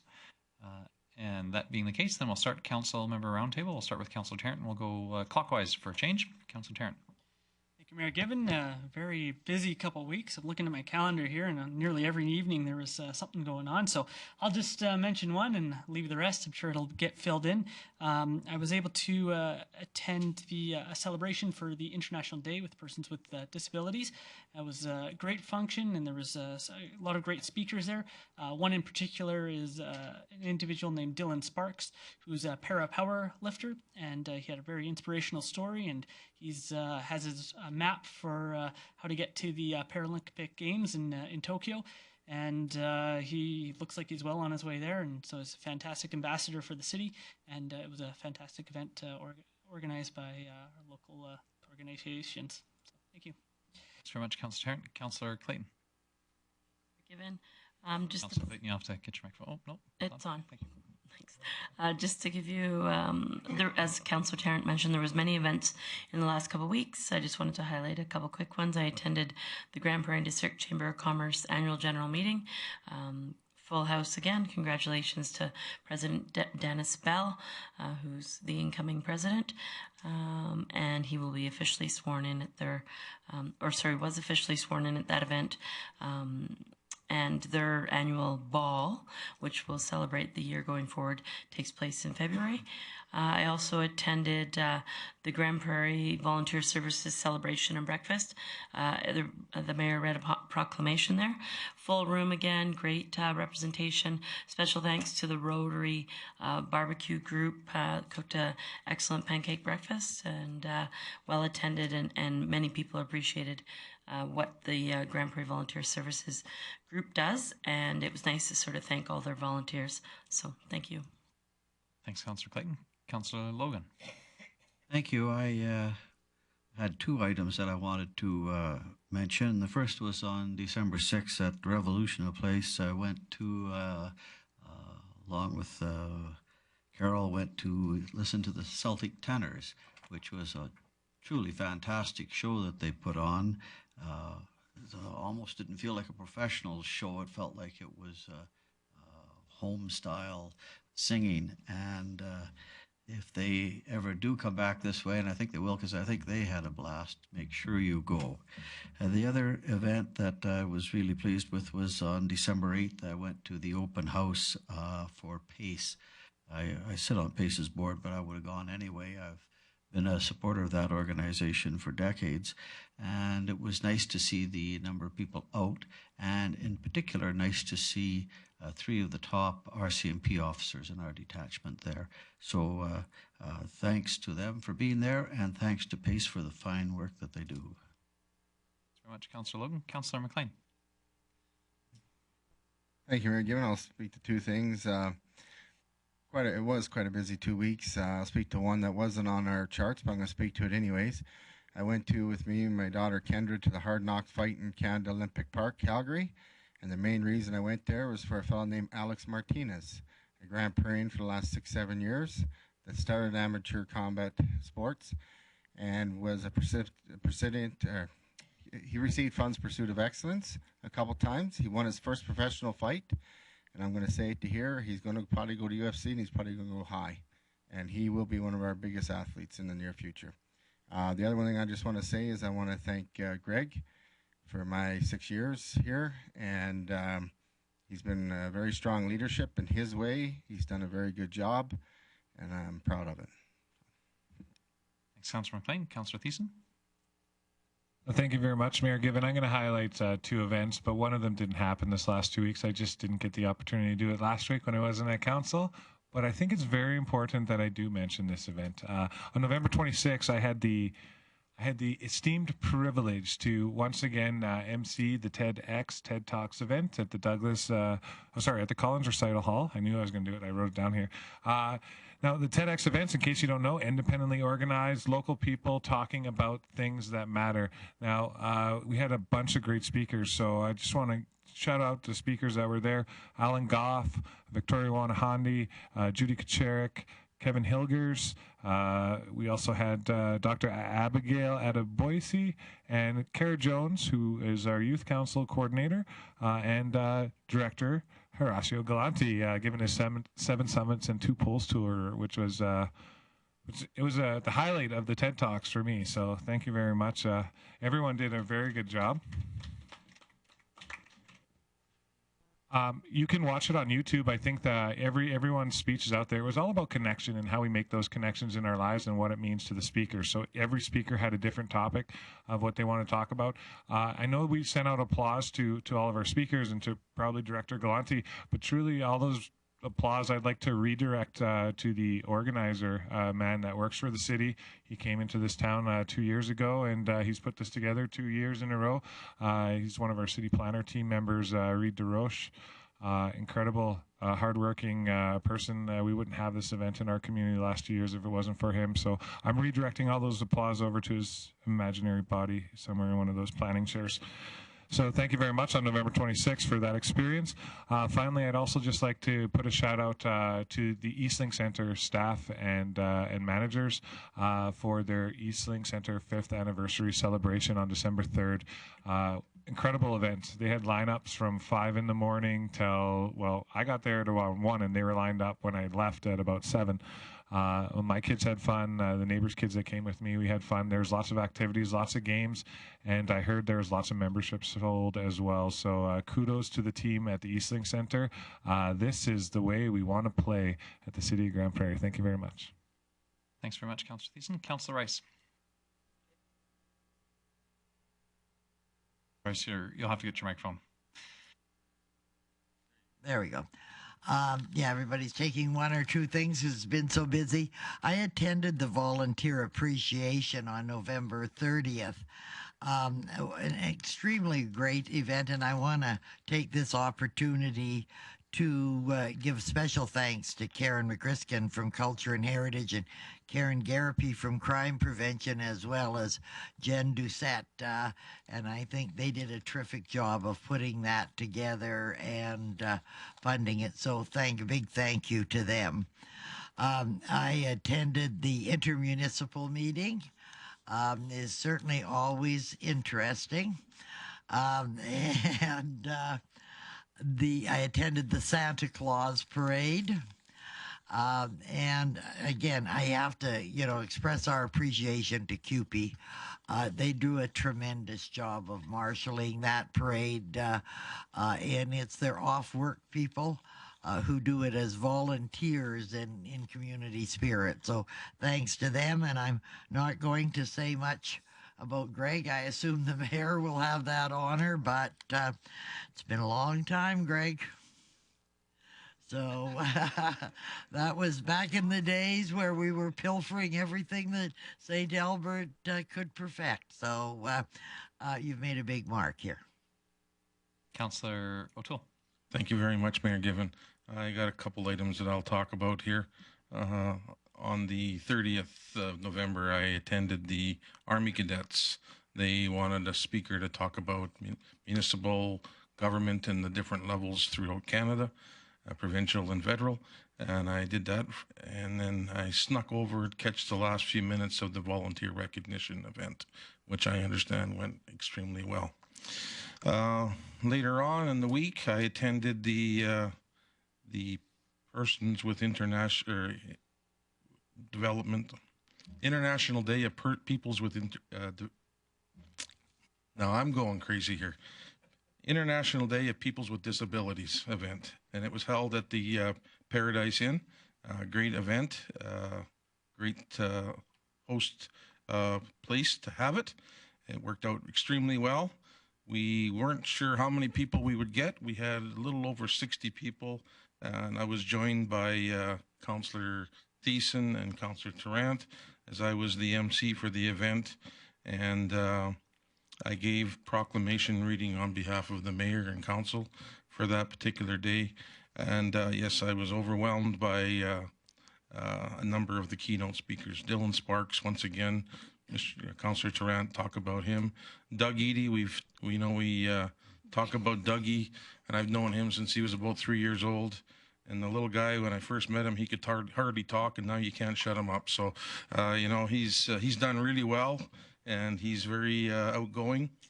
We had a speaker named Robin Nolis. He come up from southern BC, where there was just absolutely nothing to do down there, no support, nobody wanted to help a disabled person. And within 2 weeks of landing in Grand Prairie, he had a full-time job. So he was overwhelmed.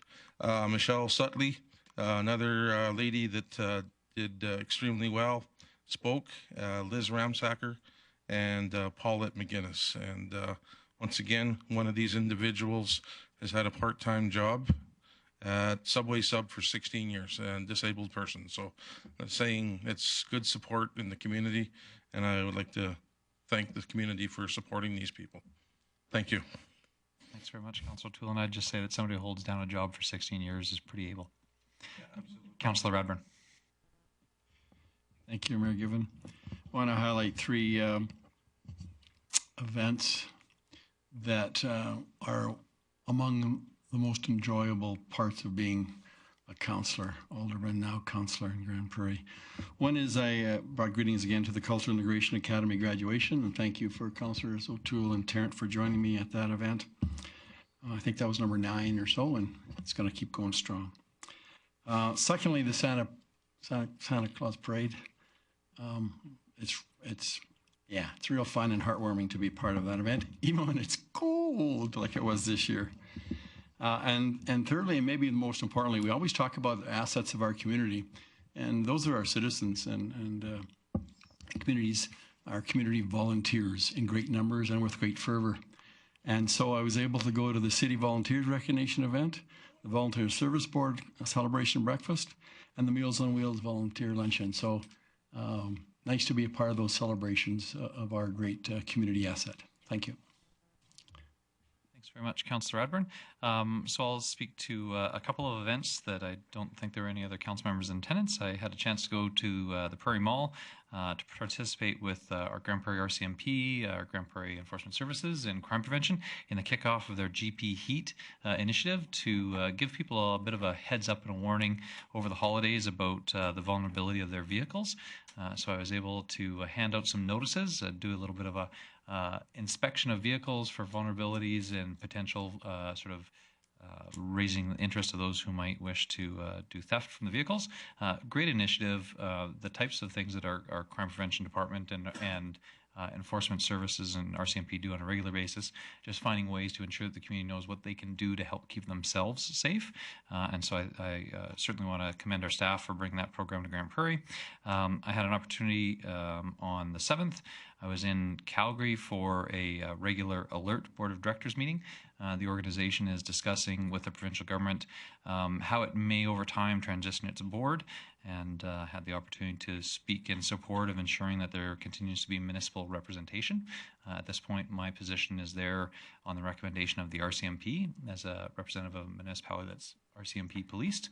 As we discuss going forward, I think over the last couple of years with the funding challenges that Alert has had, the municipal stakeholders through AUMA and AAMDNC have been really important lobbying and advocacy voices. So I know that I'll be advocating for them to have a continued role at the board in some sort of fashion.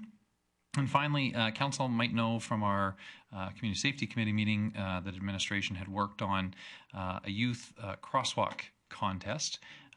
We saw some of the highlights of the contest award winners here in council chambers, but administration also organized at Mother Teresa School a recognition event where we showed all of the winners winning projects and presented them with their cash awards.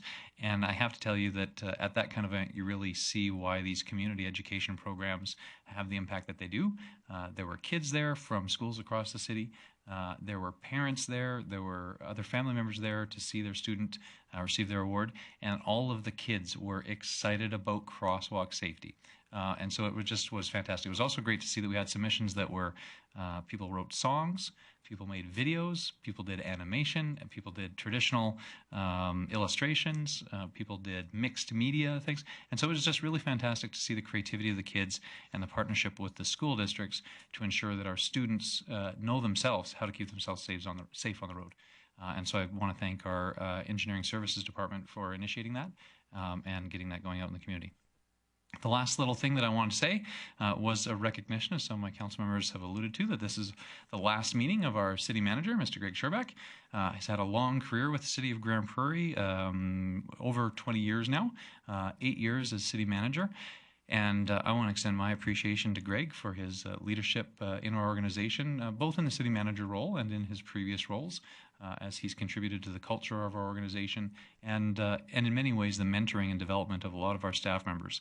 And so, Greg, I think it's only appropriate. I gave him a heads up and let him know that I would have he would be able to have the final word, and said, don't feel that you need to do a speech, but by all means, Greg, I think it's only appropriate, given your long involvement with the city of Grand Prairie and everything you've contributed, that you have our final word at your final council meeting. Okay, thank you, Mayor Given, and members of council. Thank you for your warm comments and your thoughts. Appreciate it. I really appreciate it greatly. I was sitting here and I was just trying to jog my memory as to when that was my first council meeting ever. Graduated university in 1979 and moved out to Edmonton area, and I got a job with a planning consulting firm. And I think my first council meeting was sometime that late fall. It was in the town of Edson, and I was working on a recreation master plan for the town. I think that was the first time I appeared before council. And since then, no, I cannot count the number of council meetings I attended since 1979, because there's some councils I was attending several council meetings a day because I was representing counties and towns and villages at the same time. So over the course of the career, it's innumerable number of council meetings. And it's been a great, great career. I really enjoyed it. I wouldn't do it if I didn't love it. And there's a lot of passion in doing this job and working as a public servant. I do want to thank council for the opportunity to be city manager and to lead this great organization. So thank you very much for that. I also appreciate the support that you not only given me, but the rest of the staff.